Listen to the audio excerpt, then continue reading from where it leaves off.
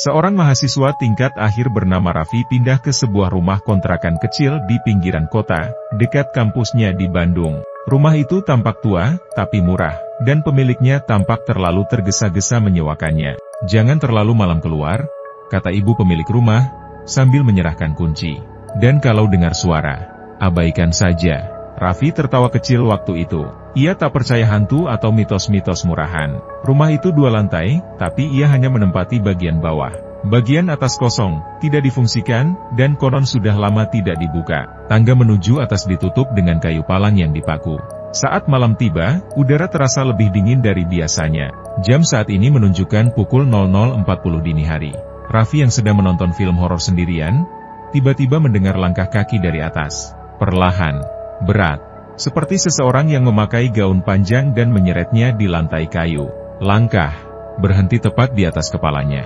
Raffi mematikan TV dan menatap langit-langit. Ia mencoba menenangkan diri. Mungkin suara tikus besar, atau kayu yang menyusut karena suhu malam. Ia tidak tahu bahwa ini baru permulaan.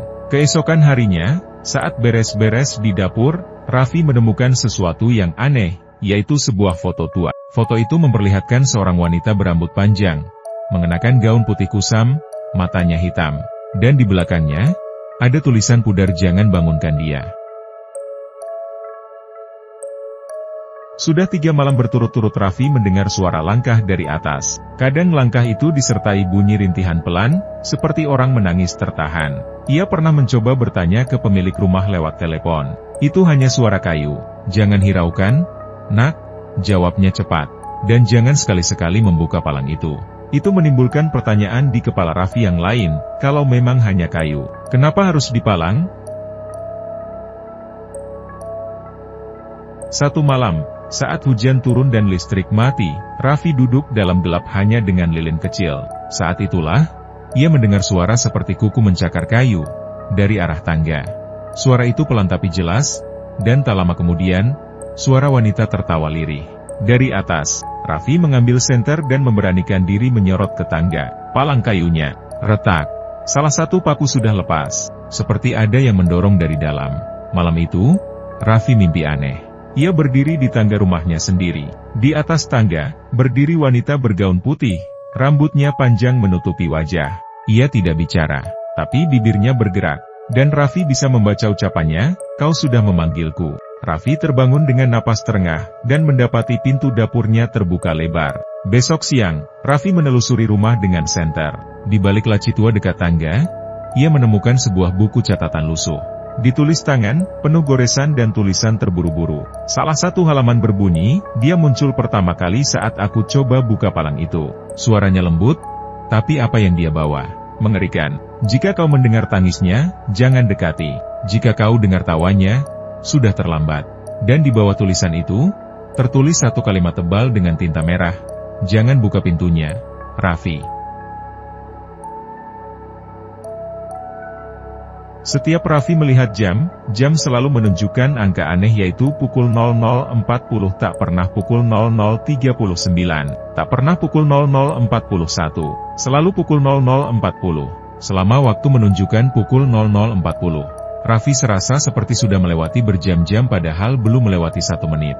Suatu malam, saat Raffi terbangun karena suara langkah lagi dari atas, ia menatap jam. Pukul 00.40.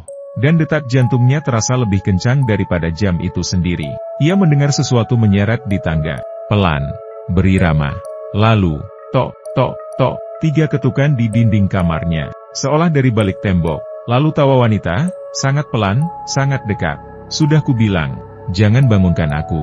Raffi berlari ke sudut kamar. Ia menyalakan lampu, tapi lampu tidak menyala. Ia mencoba menjerit, tapi tidak ada suara keluar dari tenggorokannya. Dan saat itulah ia melihatnya. Wanita bergaun putih berdiri, separuh tubuhnya tampak terlihat dari balik pintu.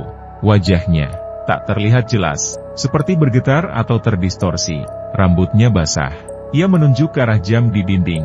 Jam yang masih pukul 00.40. "Waktumu tinggal sedikit." Lalu semuanya hitam. Raffi terbangun pada pagi harinya. Di ruang tamu, masih mengenakan pakaian yang sama.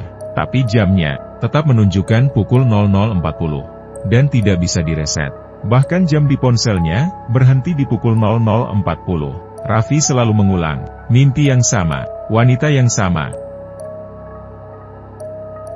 Malam itu, hujan turun deras, petir menyambar, dan angin membuat daun-daun seperti berbisik di luar jendela. Raffi terbangun, lagi, oleh suara familiar. Tapi kali ini, berbeda, bukan langkah, tapi suara pintu terbuka. Dengan senter di tangan, Raffi menuju ruang tengah. Matanya tertuju ke arah tangga. Palang kayu itu, sudah hancur, paku-paku berserakan, seperti dicabut satu persatu, bukan dipatahkan. Dan di anak tangga paling bawah, ada bekas darah, setetes, lalu dua, lalu membentuk garis, menuju kamarnya. Tidak, ini mimpi, gumam Raffi, suaranya bergetar. Tapi tidak, ia terjatuh dan lututnya terasa sakit, terlalu nyata untuk mimpi. Raffi kembali ke kamar, perlahan membuka pintu, kosong, tapi udara di dalam jauh lebih dingin. Napasnya membentuk uap tipis. Ia melangkah masuk, dan di cermin kecil dekat tempat tidur, ada jejak tangan berdarah, 5 jari, seperti baru menyentuh kaca dari baliknya. Dan tiba-tiba, semua lampu menyala. Pintu kamar tertutup sendiri. Raffi melihat ke lantai, basah, tapi bukan air, melainkan darah. Dan di sudut ruangan, dekat lemari, dia melihat sosok wanita rambut panjang, duduk membelakanginya, bergaun putih. Badannya gemetar, seperti menangis. Perlahan, wanita itu menoleh. Kau sudah membangunkanku. Lalu semua lampu padam. Tetangga Raffi mengatakan, malam itu mereka mendengar suara lelaki menjerit sangat keras, lalu hening total. Esok paginya, rumah itu kosong. Pintu terbuka. Tidak ada jejak Raffi. Hanya setetes darah di lantai tangga. Dan jam digital di dalam kamar masih menyala. Pukul 00.40. Sudah 3 hari sejak Raffi menghilang. Rumah itu kini ditinggalkan kosong lagi.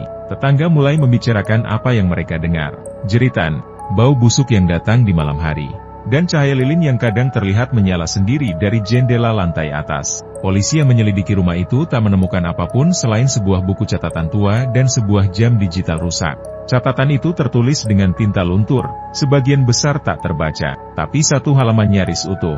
Tulisannya gemetar, seperti ditulis dalam ketakutan luar biasa.